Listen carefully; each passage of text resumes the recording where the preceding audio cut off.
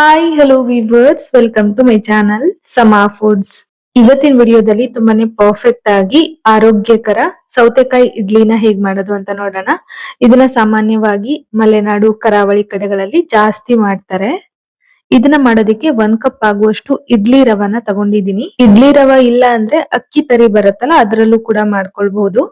ಈಗ ಇದಕ್ಕೆ 2 ಕಪ್ ಆಗುವಷ್ಟು ನೀರನ್ನ ಸೇರಿಸ್ತಾ ಇದ್ದೀನಿ.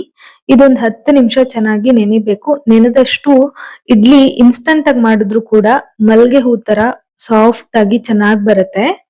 ಇದನ್ನ ಚೆನ್ನಾಗಿ ಮಿಕ್ಸ್ ಮಾಡ್ಕೊಂಡು ಒಂದ್ 10 ನಿಮಿಷ ನೆನೆಯೋದಕ್ಕೆ ಸೈಡ್ ಅಲ್ಲಿ ಎತ್ತಿಟ್ಕೊಂಡ್ಬಿಡ್ತೀನಿ. ಇದು ನೆನಿತಾ ಇರ್ಲಿ ಅಷ್ಟರಲ್ಲಿ ನಾವು ಸೌತೆಕಾಯಿನ ತುರ್ದಿಟ್ಕೊಂಡ್ಬಿಡೋಣ. ನಾನು ಇಲ್ಲಿ ಒಂದು ಮೀಡಿಯಂ ಗಾತ್ರದ ಸೌತೆಕಾಯಿನ ತಗೊಂಡಿದ್ದೀನಿ. ಈ ತರ ಸೌತೆಕಾಯಿ ಇಡ್ಲಿ ದೋಸೆ ಎಲ್ಲ ಮಾಡಿದ್ರೆ ಇದೇ ತರದ ಸೌತೆಕಾಯಿನೇ ತಗೋಬೇಕು.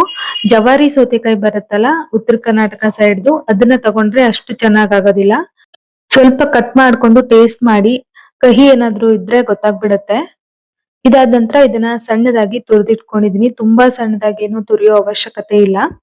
ಈಗ ತುರಿದಿದ್ದೀನಲ್ಲ, ಇಷ್ಟಾದ್ರೆ ಸಾಕು. ಸ್ವಲ್ಪ ದಪ್ಪ ದಪ್ಪನೇ ತುರಿದಿಟ್ಕೊಂಡಿದೀನಿ. ಈಗ ಇದನ್ನ ಅಳತೆ ಮಾಡ್ಕೊಳ್ಬೇಕು.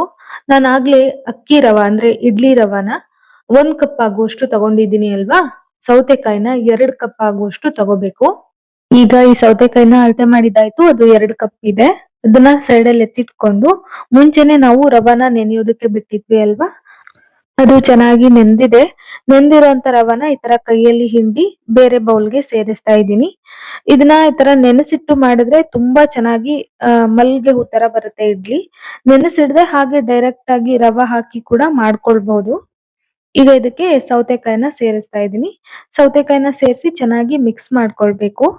ನೀವೇನಾದ್ರೂ ರವಾನ ತೊಳಿದೆ ಡೈರೆಕ್ಟ್ ಆಗಿ ಸೇರಿಸಿ ಮಾಡೋದಾದ್ರೆ ಸೌತೆಕಾಯಿ ಜೊತೆಲೆ ರವಾನ ಮಿಕ್ಸ್ ಮಾಡಿ ಒಂದ್ 10 ನಿಮಿಷ ನೆನೆಯೋದಕ್ಕೆ ಬಿಡಿ.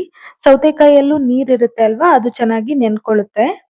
ನಂತರ ಒಂದು ಮಿಕ್ಸಿ ಜಾರನ್ನ ಇಟ್ಕೊಂಡಿದೀನಿ. ಇದಕ್ಕೆ 1/2 ಕಪ್ ಆಗುವಷ್ಟು ಹಸಿ ತೆಂಗಿನಕಾಯಿ ತುರಿನ ಸೇರಿಸ್ತಾ ಇದ್ದೀನಿ. ಜೊತೆಗೆ 1 ಇಂಚ್ ಆಗುವಷ್ಟು ಹಸಿ ಶುಂಠಿ, 2 ಹಸಿರು ಮೆಣಸಿನ್ಕಾಯಿನ ತಗೊಂಡಿದೀನಿ. ನಿಮ್ ಖಾರಕ್ಕೆ ನೋಡ್ಕೊಂಡು ಎಷ್ಟು ಬೇಕು ಅಂತ ತಗೊಳ್ಳಿ. ಸ್ವಲ್ಪ ಕೊತ್ತಂಬರಿ ಸೊಪ್ಪು. ಈಗ ಇದನ್ನ ನೀರ್ ಹಾಕ್ದೇನೆ ಹಾಗೆ ಗ್ರೈಂಡ್ ಮಾಡ್ಕೊಂಡು ತಗೊಳ್ಬೇಕು.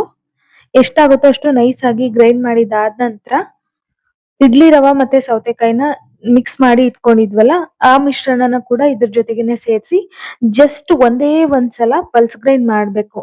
ಗಿರ್ ಅನ್ಸಿ ತೆಗೆದ್ ಬಿಡ್ಬೇಕು. ಸೌತೆಕಾಯಿ ಸ್ವಲ್ಪ ದಪ್ಪ ದಪ್ಪ ಇತ್ತಲ್ವಾ, ಅದು ತುಂಬಾ ಬಾಯಿಗೆ ಸಿಗೋ ತರ ಇದ್ರೂನು ಅಷ್ಟು ಚೆನ್ನಾಗ್ ಆಗೋದಿಲ್ಲ. ಸೊ ಜಸ್ಟ್ ಗಿರ್ ಅನ್ಸಿ ತೆಗೆದ್ಬಿಡಿ. ನಂತರ ಇದಕ್ಕೆ ರುಚಿಗೆ ತಕ್ಕಷ್ಟು ಉಪ್ಪನ್ನ ಕೂಡ ಸೇರಿಸಿ ಚೆನ್ನಾಗಿ ಮಿಕ್ಸ್ ಮಾಡ್ಕೊಳ್ತಾ ಇದ್ದೀನಿ. ಇದಕ್ಕೆ ಅಡುಗೆ ಸೋಡಾ ಎಲ್ಲ ನಾನು ಏನು ಹಾಕ್ತಾ ಇಲ್ಲ. ಬೇಕಂದ್ರೆ ನೀವ್ ಹಾಕೊಳ್ಳಿ, ಮತ್ತೆ ಅದ್ರ ಅವಶ್ಯಕತೆ ಕೂಡ ಇಲ್ಲ.